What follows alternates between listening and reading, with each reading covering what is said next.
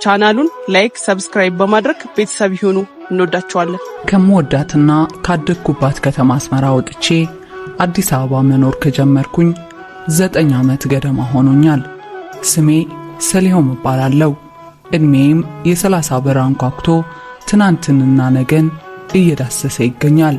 እኔ ልቧ በናፍቆት አእምሮዋ በተስፋ የተሰቃየ የ22 ዓመት ሴት ልጅ ሆኜ ነው ወደዚች ከተማ የመጣሁት። ለመጀመሪያ ጊዜ የአዲስ አበባን መሬት የረገጥኩበት ቀን ልክ እንደ ትላንት ከዓይኔ ፊት ይታየኛል። በሰዓቱ እንግዳ ሞኝ ነው እንደሚባለው የአዲስ አበባ የሕዝብ ብዛት እንደ ውሃ የሚፈሰው ጩኸትና ሁከት የተሞላበት መንገዷ በሰላምና በዝምታ ላደገችው ነፍሴ አስደንጋጭ ነበር። አስመራ የዝምታ ዜማ ነው የምታዜመው፣ አዲስ አበባ ግን የጩኸት ሲምፎኒ ነው የምታሰማው። አው የሰማያዊ ላዳ ታክሲዎች ጥሩምባ፣ የጎዳና ነጋዴዎች ጩኸት ጸጥተኛውን የአስመራ ምሽት ለለመደው ጆሮዬ እንደ ነጎድጓድ ነበር የሆነበት። በዛ ጊዜ ይህ ብቻ አልነበረም። ዋናው ጭንቀቴ አስመራ ላይ ትቼው የመጣሁትን የልጅነት ፍቅረኛዬንም ናፍቆቱ ውስጤን ይበላኝ ነበር። አዲስ አበባ ስመጣ ከአዶኒ ጋር የነበረኝ ግንኙነት በስክሪን ብቻ ተወስኖ ፍቅራችን በዲጂታል ቅጽበት ተዘግቶ ነበር። እሱ በሜሴንጀር የሚልክልኝ አፈቅርሻለሁ የኔ ዓለም የሚለው ጽሑፍ በዓይኔ ላይ የምፈልገውን ጉጉቴን ሊፈውስልኝ አልቻለም ነበር። የሩቅ ፍቅር ልክ እንደ ጥላ ነው፣ ምስልህ ነው ግን ሕይወት የለውም። አንተ ፀሐይ ላይ ቆመህ ሳለህ እሱ ጥሩ መሬት ላይ ተዘርግቶ ይታያል። ይህንንም ጥላ በፍጹም ልታቅፈው አትችልም። ነገር ግን የሰው ልጅ ከሁኔታዎች በላይ ነውና ነፍሴ ይህንን ሁከት ለመልመድ ወሰነች። ቀስ በቀስ የአዲስ አበባ ሁከት እንደ አዲስ ዜማ መስማት ጀመርኩኝ።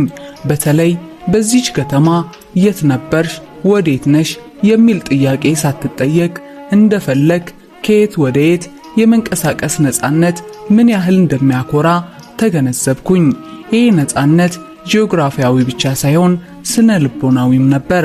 ራስክን እንደገና ለመፍጠር እድል የሚሰጥ ነው።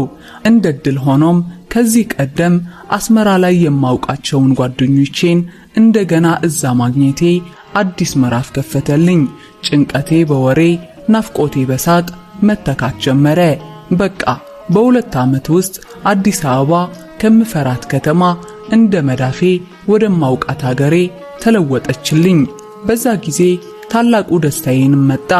ያለ ዓመታት በናፍቆት ስጠብቀው የነበረው አዶኒ ከብዙ ጥረት በኋላ በትግራይ በኩል አዲስ አበባ መጥቶ አብረን መኖር ጀመርን።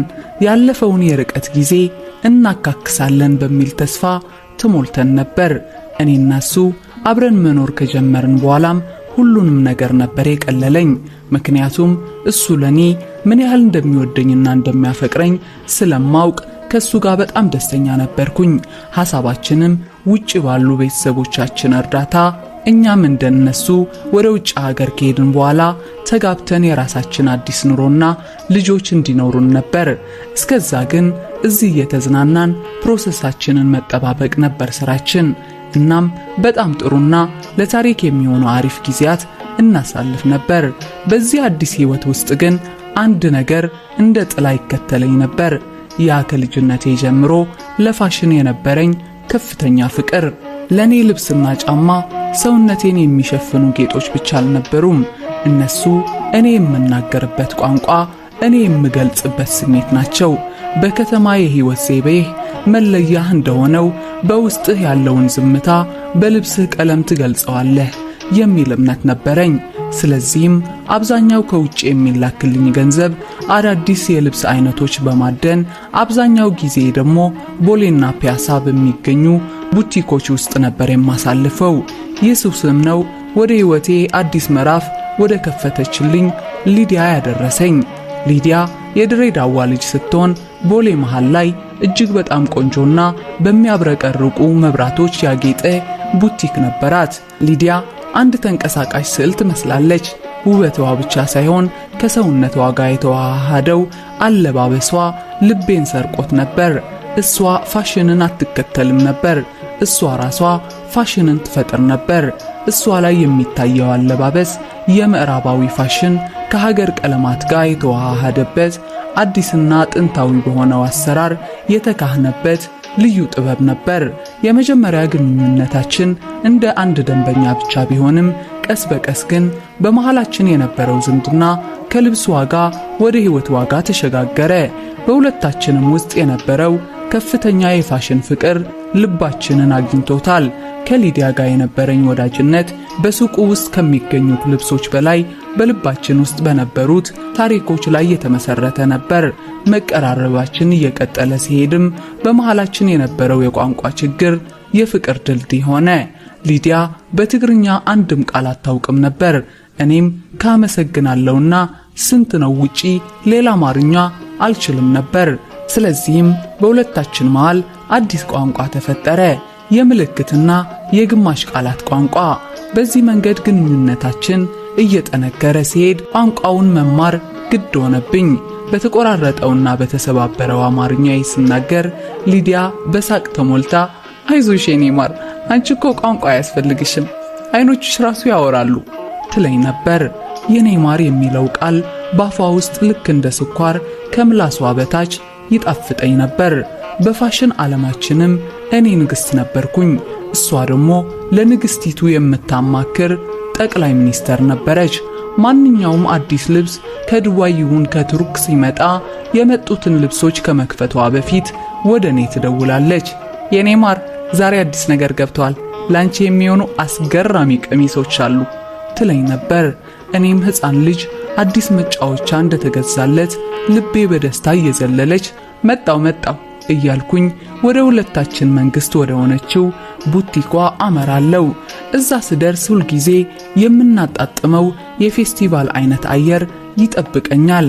እኔ በተሰባበረ አማርኛዬ፣ እሷ ደግሞ በጣፋጭ ሳቋ እየታጀብን አዳዲስ ልብሶችን መምረጥ ጀመርን። አንድ ቀን ግን ከብዙ ምርጫ ወዲያ ወዲህ ማለት በኋላ የመረጥኳቸውን ልብሶች ለመለካት ወደዛች ትንሽ የመለኪያ ክፍል ገባሁኝ። ያቺ ክፍል ለኔ እንደ ጸጥተኛ ደሴት ነበረች፣ ከአዲስ አበባ ጩኸት ለጊዜው የምደበቅባት። እዛም ራቆቴን ሆኜ የመጀመሪያውን ልብስ ለብስ መጋረጃውን ቀስ ብሎ ተገለጠና ሊዲያ ከኋላ ገባች። እኔ ግን ራቆቴን ሴት ልጅ እንኳን እንድታየኝ አልፈልግም ነበር። ግን ይቺ ሊዲያ ናት፣ ያውም በጣም ማከብራትና ማደንቃት ልጅ። በመሃላችን የነበረው መቀራረብ ሁሉንም አይነት ሀፍረት ያለፈ ይመስል ነበር። ስለዚህም ምንም ሳልል የጀመርኩትን ቀጠልኩኝ። እሷም ቆይ ልርዳሽ የኔ ማር በሚል ሰበብ አጠገቤ ቆመች። ዝም ብላ ልብስ በማቀበልና በመስጠት ብቻ ግን አልነበረም። ለመለካት የለበስኩትን ልብስ ስታስተካክልልኝ ጣቶቿ ትከሻዬ ላይ እና ወገቤ ላይ ያርፉ ነበር። ከዛም ከተለመደው በተለወጠና በተለየ ድምፅ መናገር ጀመረች። ታውቂያለሽ የኔ ማር፣ ሰውነትሽ በጣም ነው የሚያምረው። አይኗ በመስተዋት በሚታየው ምስሌ ላይ ተተክሎ ልክ በሰዓሊ የተቀረጸ ሮም ይመስላል። እያንዳንዱ ክፍል ቦታውን ያውቃል። ድምጿ ጣፋጭ ቢሆንም ትርጉሙ ግን በውስጤ ያልተለመደ ስሜት ፈጠረብኝ። ቀጥላም በልቤ ውስጥ ተደብቆ የነበረውን ህመም የሚነካ ንግግር ተናገረችኝ። ካንቺ ጋር የሚተኛ ወንድ ግን እንዴት የታደለ ነው! ለመዳሰስ፣ ለመሳም፣ ለሁሉም ነገር የተመቸሽ ነሽ አለችኝ። እነዚህ ቃላት ጆሮዬ ላይ ተሰኩ። አዎ ሰውነቴ ቆንጆ ነው፣ ግን ያ ትመቻለሽ የሚለው ቃል ከአዶኒ ጋር የነበረኝን በግንኙነት ያለመመቻቸት ስሜት አስታወሰኝ። አዎ አዶኒ በጣም ይወደኛል፣ ያከብረኛል፣ ያፈቅረኛል። ግን ግንኙነት ላይ ስንደርስ እምብዛም አልነበረም። ሊዲያም የአንድ መጽሐፍ ውብ ሽፋን ስታደንቅ፣ እኔ ግን በውስጡ ያለውን ያልተጻፈ ወይንም በስህተት የተጻፉ ገጾችን አስታውሳለሁኝ። ግን አመሰግናለሁ ብዬ በደከመ ፈገግታ ያንን ቅጽበት ለማለፍ ብፈልግም ሊዲያ ግን አላቆመችም። አዲሱ ልብስ ስላልብስሽ በሚል ተልካሻ ምክንያት እጆቿ ይበልጥ በገላዬ ላይ ተንቀሳቀሱ። ከትከሻዬ ወደ ክንዴ፣ ከወገቤ ወደ ዳሌ። የሷ ንክኪ እንደ ጓደኛ አልነበረም፣ የበለጠ ዓላማ ያለውና የጠነከረ ሆኖ ተሰማኝ። እኔ በቦታዬ ቀዝሼ ቀረውኝ። በዛ ቅጽበት የመንቀሳቀስ ኃይሌን የተነጠቅኩ መሰለኝ። ከዛም በድንገት ከኋላ ያጥብቃ አቀፈችኝ።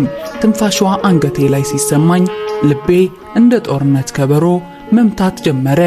ልገፈትራት፣ ልክ ልኳን ልነግራት ፈለግኩኝ፣ ግን ቃላት ካፌ መውጣት አልቻሉም።